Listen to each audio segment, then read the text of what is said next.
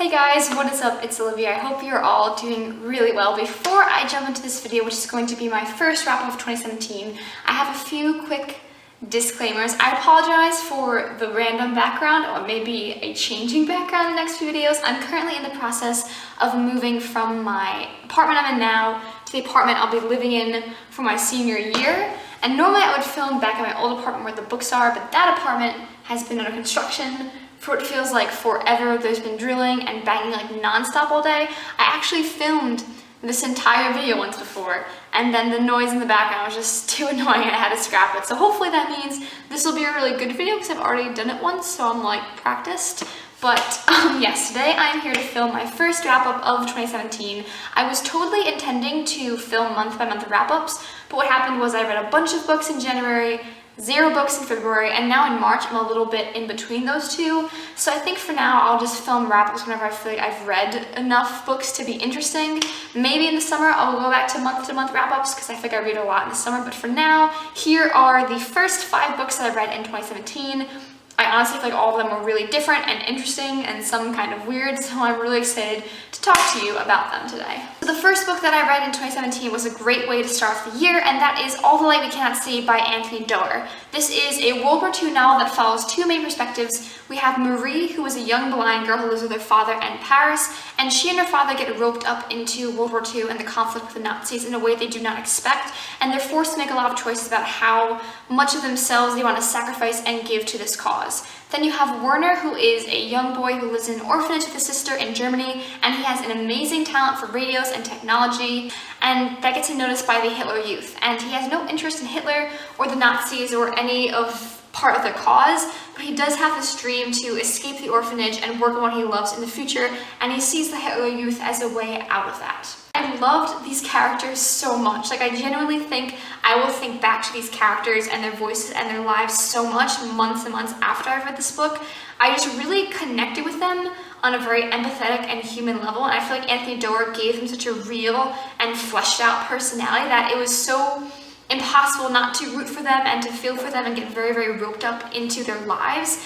And this is a World War II novel, and that historical context was very well fleshed out, well described, it was very vivid, but there were times when I honestly forgot this book was about Hitler or about the Nazis because I was just so focused on these characters and what was going to happen to them. And I feel like it's an amazing mark of a historical novel. Like, the historical context is amazing, but the characters are also amazing enough to take you away from all of that context and all of that history. The next book I read this year I absolutely loved. I read it in like a day and a half, and that is The Sun Is Also a Star by Nicola Yoon. I actually read Everything by her in like December 2016 and was not really a huge fan of it, and then I read this book very soon after and absolutely loved it. This book again follows 2 main perspectives, kind of a theme forming here. We have Natasha, who on this day is getting deported back to Jamaica with her parents and brother, and she is desperate to find any way to prevent that from happening. And then you have Daniel, who is on his way to a Ivy League college interview, and he has no interest in going to an Ivy League and becoming a doctor. He wants to be a poet and live that kind of life, but he's doing this for his parents to fulfill their American dream for him. And these 2 characters meet. One day their lives kind of become entangled in a very random way, and throughout the day that just kind of gets further and further until they're so built into each other's lives. It's just a very quick and rapid pace. I feel like there's a lot this book could have done wrong or been cliche about, because for example, Natasha is very, very logical, not interested in love at first sight or anything kind of romantic, and Daniel is the exact opposite, so she kind of resists this connection while he is so about like her and like this kind of meant to be sense.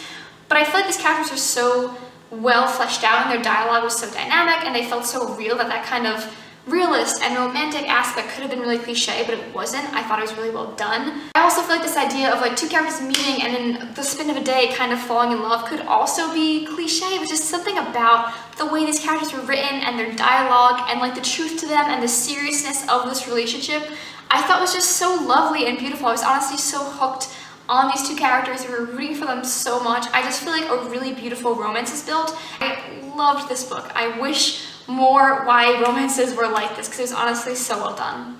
The next book I read was completely different from the other 2 books, and that is A Clockwork Orange by Anthony Burgess. This book follows our protagonist Alex, who is essentially a really horrible, terrible person. He spends his time beating people up, attacking people, sexually assaulting people, so trigger warning for that, and just committing crime and making mayhem where he lives. I feel like this book was meant to be kind of in a dystopian or alternative future, and he kind of gets roped up into this experiment to see if you can change people's evil nature. If evil is something that is natural, that we can't really get rid of, if it can be suppressed, if it can be changed completely. I don't really want to say anything more about that because I think it's a good book to go in not knowing a lot.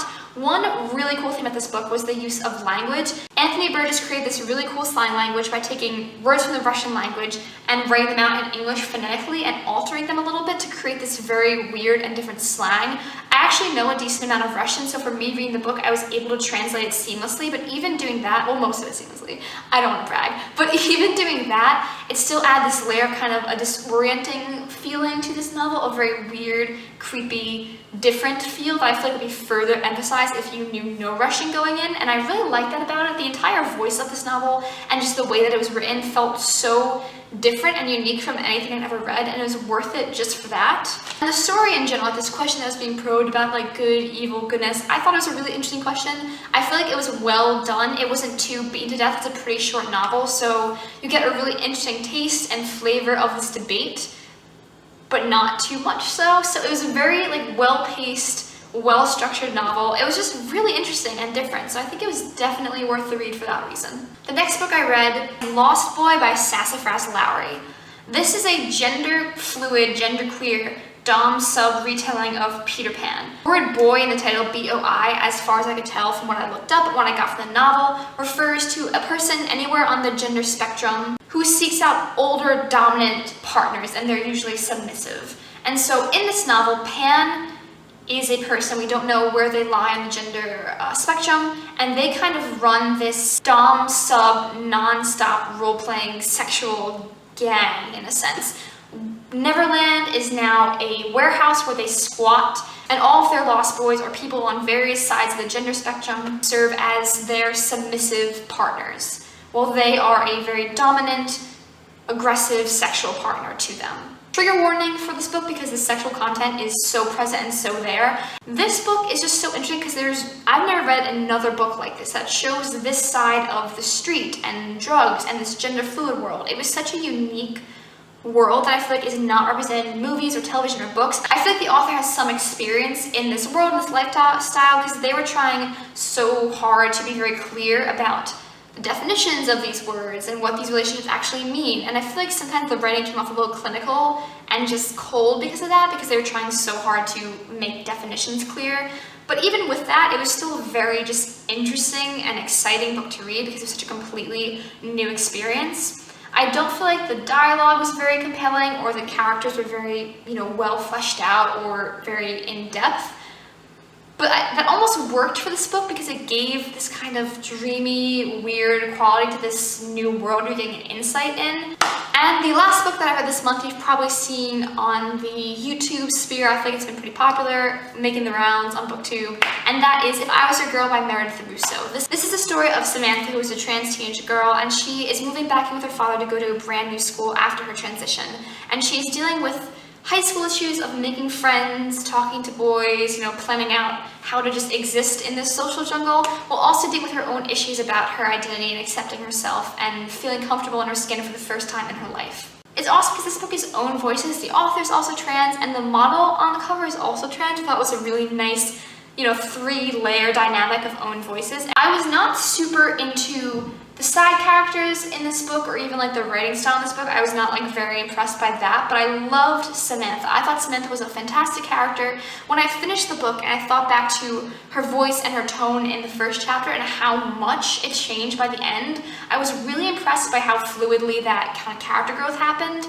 And I feel like she was a wonderful portrayal of just trans teenage life because she was obviously going through this problem of accepting herself and feeling true to herself, but then there's also just the issue of meeting boys and talking to people for the first time and making friends and going to school dances and going to class. And it's nice to see that side of life portrayed in this novel, and I thought it was a really lovely book. I think it's an important book to have. There are definitely not enough novels like that, so I'm happy it exists for that reason. So those are all 5 of the books that I read this month. Thank you guys so much for watching my videos as usual. If you've read these books, please comment down below. I honestly have so many more thoughts on them. Also, I meant to mention this at the start of the video, but I'm trying to do that thing I mentioned in my New Year's resolutions where I don't rate books by 1 to 5 stars. I don't do that in Goodreads anymore. I just kind of click read and don't do a rating. I'm actually kind of enjoying that. It's nice to not be constrained to that star rating anymore.